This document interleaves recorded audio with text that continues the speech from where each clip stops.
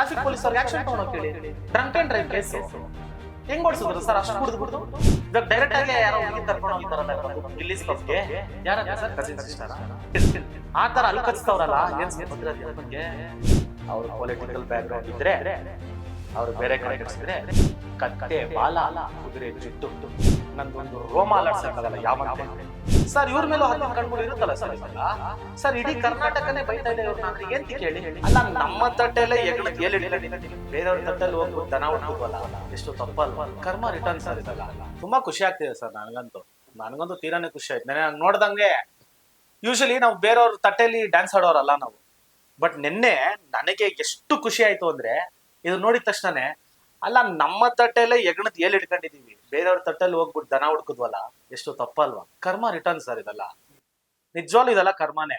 ಎಷ್ಟು ತಪ್ಪಲ್ವಾ ಸರ್?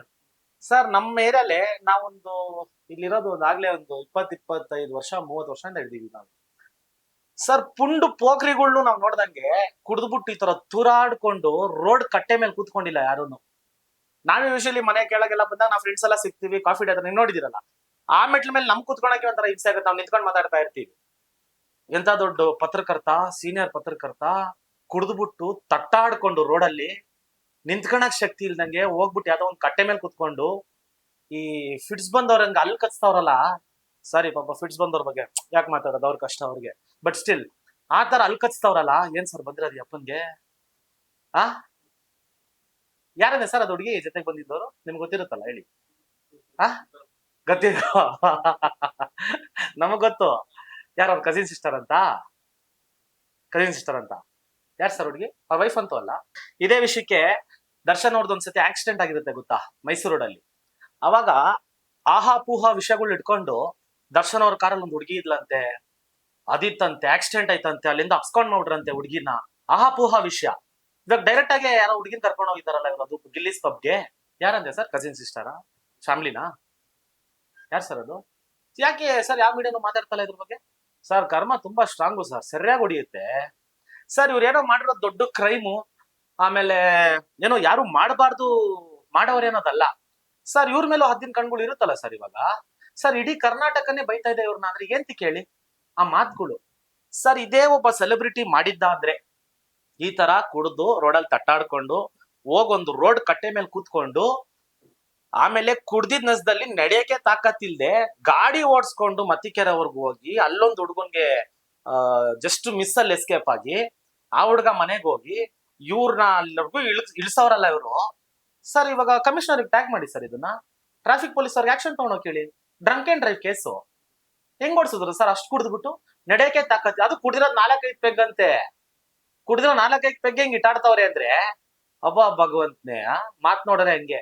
ಅದೇ ಒಬ್ಬ ಸೆಲೆಬ್ರಿಟಿ ಮಾಡಿದ್ರೆ, ಅಯ್ಯೋ ಎಂತ ದೊಡ್ಡ ಸೆಲೆಬ್ರಿಟಿ ಈ ತರ ಆಗೋಯ್ತು, ನೋಡ್ರಿ ಅವ್ನು ನಡೀತಾರದ್ ನೋಡ್ರಿ, ಹಿಂಗ್ ತಾಟಾಡ್ತವ್ನೆ, ರೋಡ್ ಮೇಲೆ ಕೂತವ್ನ್ ನೋಡ್ರಿ, ಕಟ್ಟೆ ಮೇಲೆ ಕೂತವ್ನ್ ನೋಡ್ರಿ, ಕುಡ್ದ್ಬಿಟ್ಟು ಗಾಡಿ ಓಡಿಸ್ಕೊಂಡು ಹೋಗ್ತಾನೆ. ನನ್ಗೆ ಎಷ್ಟು ದಿಮಾಕ್ ಇರ್ಬೇಕ್ರಿ ಇವ್ನ್ಗೆ, ದುಡ್ಡಿನ ದುರಾಂಕಾರ ರೀ.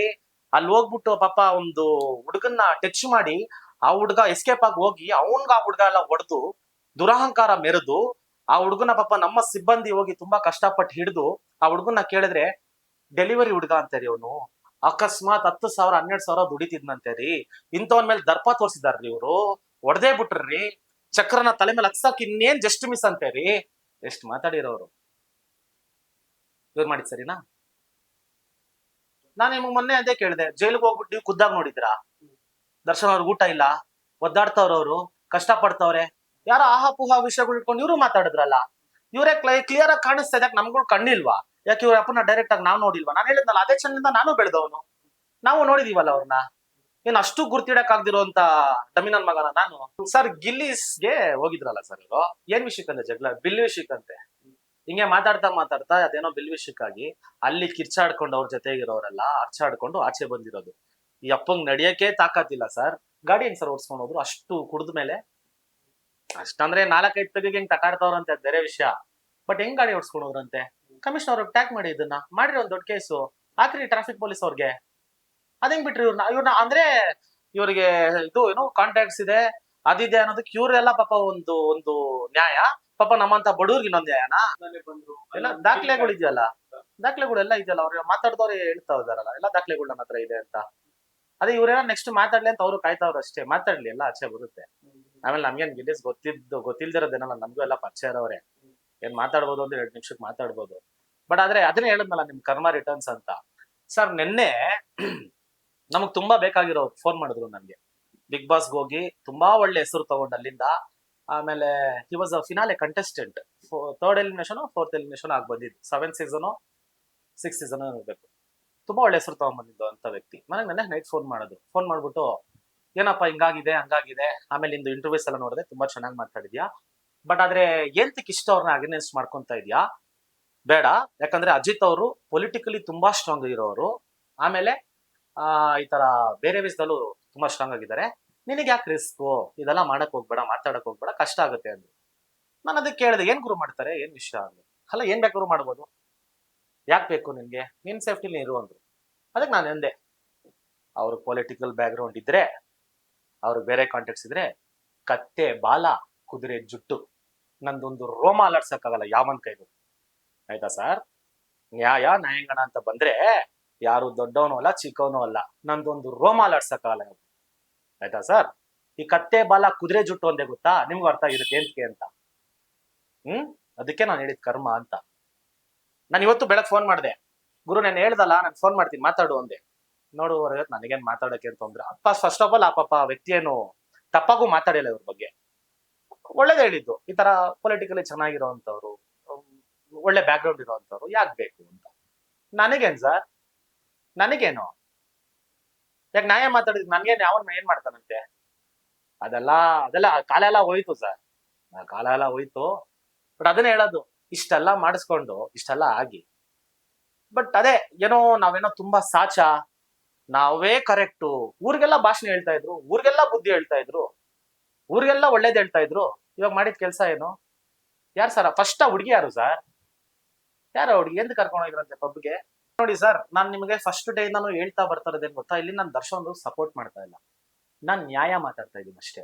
ಆಮೇಲೆ ಇವಾಗ ನೋಡಿ sir, example public TV Ranganath sir ಇದ್ದಾರೆ ಅಲ್ವಾ ಸರ್? ಅವ್ರ ವಯಸ್ಸು, ಅವರು ಒಂದು ಎಕ್ಸ್ಪೀರಿಯನ್ಸ್ ಮುಂದೆ ನಾವೆಲ್ಲ ಜುಟ್ಟುಗಳು ಕನ್ನಡ ಸರ್. ಸರ್ ಏಂತಕ್ಕೆ ಯಾರು ಅವ್ರನ್ನ ಖುಷಿಸ್ತಾ ಇಲ್ಲ?